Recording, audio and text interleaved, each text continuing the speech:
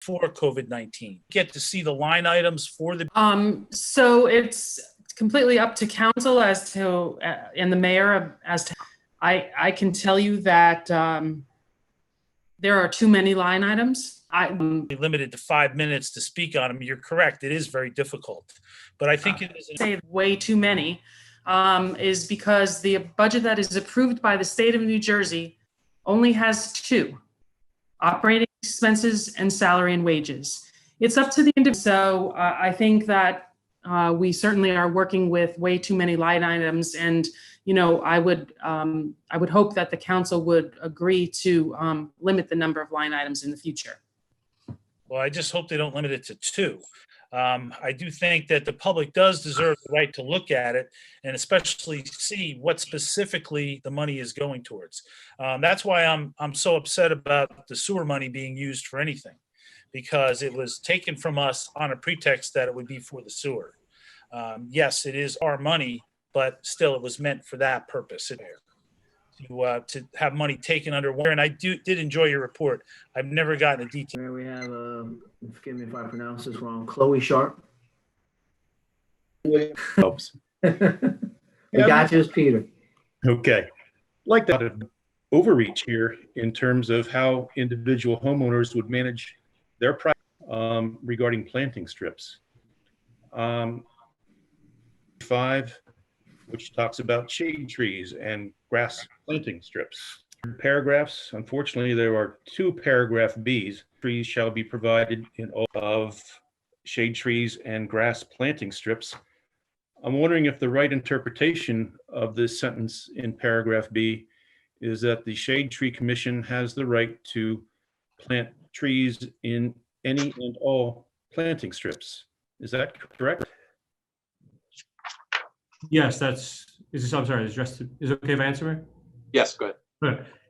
Yes, the Shade Tree Commission exercises control over all the grounds of the shade trees in the right-of-way, which includes the planting strip. To assume responsibility for the maintenance for that plant, to handle the maintenance.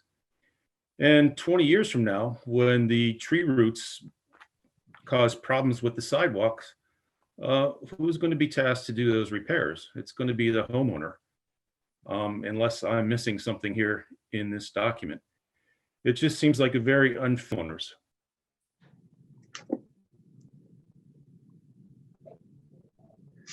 Over to you. Okay, no, so Peter, for your benefit, tonight is for introduction, and there'll be a public hearing at the next meeting.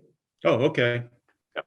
I apologize then. No. This is all good, and I know that we had when we had this on the workshop. John, correct me if I'm wrong. That this was we borrowed a lot of this from a Princeton ordinance.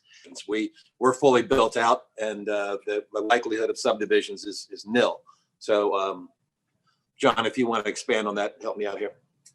Well, I think the more important issue is what Mr. Sharp brought up, but I would like Greg to chime in here if you can, Greg.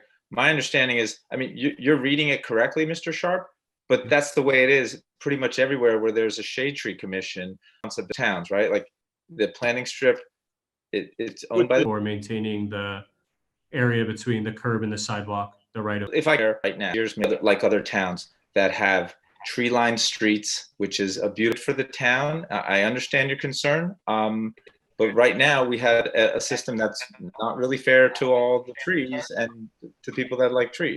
Properties, again, in a lot of different places. Again, it's different on your private property. The right-of-way is the homeowner, but same as we do for grass, and people cut the grass in the planting strip. But I think you're wrong about private property and what you just said. And looks like there is a hefty applies to have a tree removed from their private property. Yeah, so we can have a fund, so we can plant more trees. Elderly lady with a huge ash tree that my wife and I have enjoyed looking at for years. $100 to come down.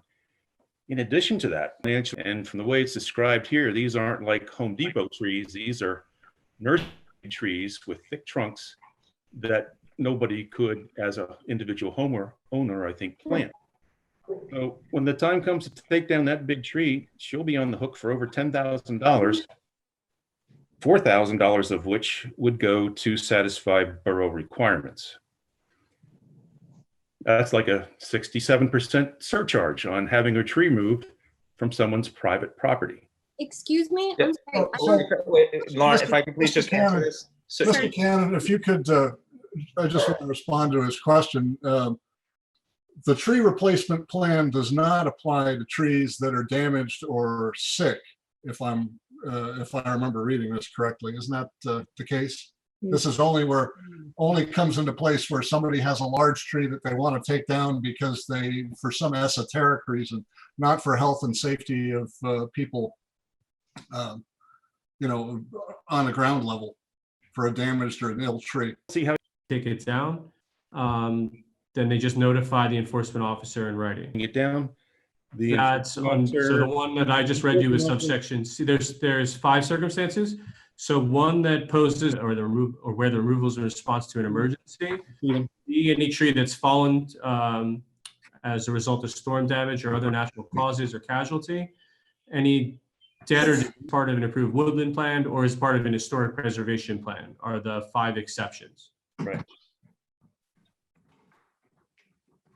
Mr. Sharp, this is Al Gubitosi. It's the fact that we don't have almost any ordinance in the borough today, whether you disagree with what our rules are around garbage removal or recycling, trying to do what we think is in the best interest because of the roots of a tree, and it's a homeowner's responsibility. How is that fair? And I do appreciate that challenge that we're trying to address on behalf of the borough is what Mr. Weber mentioned moments ago, a scary deterioration of the trees in the borough. And the planting strips are borough property. And we want to make sure that we use those planting strips in the best interest of the borough. And the vast majority of us believe that being able to populate trees and manage when there is removal of trees, to manage that removal. We've had a pretty wanton disregard for the value of trees.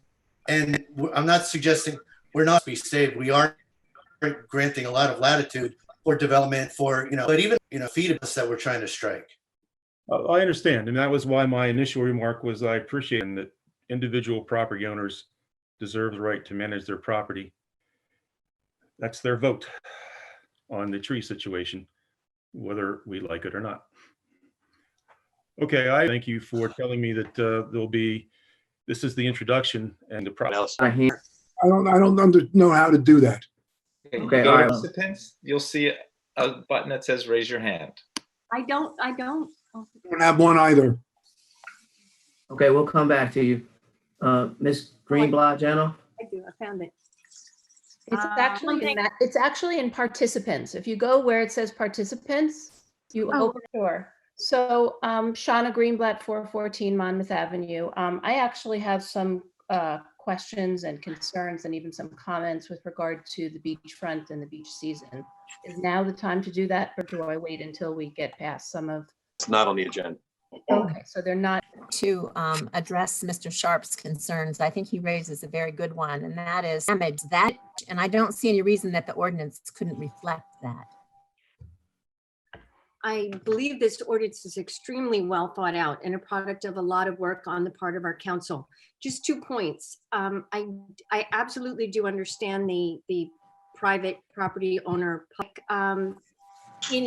In regard to those concerns, that everyone reading the ordinance, and we are hitting a period of extreme weather, and our trees are not only a question of aesthetic concerns here that are really public concerns.